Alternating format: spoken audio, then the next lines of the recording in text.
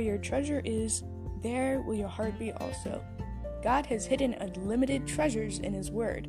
Every time we open it, we can discover a new treasure, or admire an old one. What will we find today? Let's dig in. Here's Carla Early with Treasure Hunt in the Word.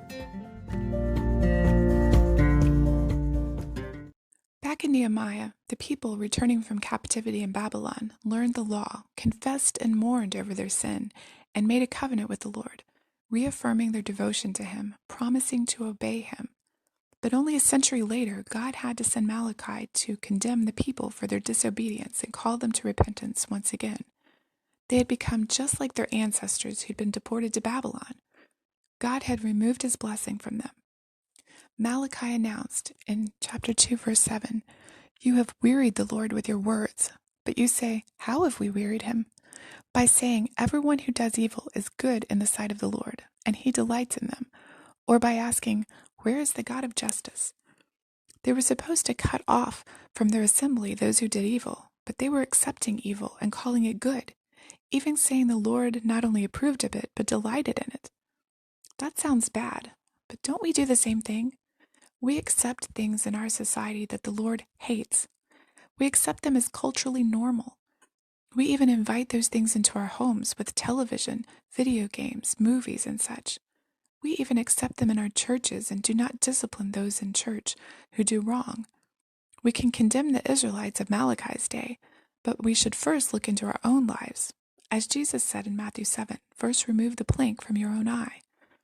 That's why God puts all these stories in the Bible, for us to learn from them, for us to receive a warning from those God has disciplined in the past, and mend our own ways. I always tell my children to learn from others' mistakes so they won't have to make the same ones themselves. Much of our society is like that of Malachi's. What can we do about that? How can we learn from them so that we as Christians can be a delight to God and a blessing to others? What in our own lives can we change? How can we see our culture as God sees it? What can we do to change it? We don't want our disobedience to cause God to remove His blessing from us and our nation. Daniel 12:4 says, "Those who are wise shall shine like the brightness of the sky above and lead many to righteousness forever and ever." Jesus said something similar in Matthew 13:43. "The righteous will shine like the sun in their Father's kingdom." Anyone with ears to hear should listen and understand.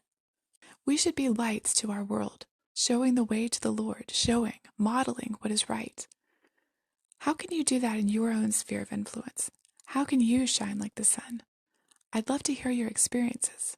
You can contact me at treasurehuntintheword@gmail.com. I'm Carla Early. Thanks for listening.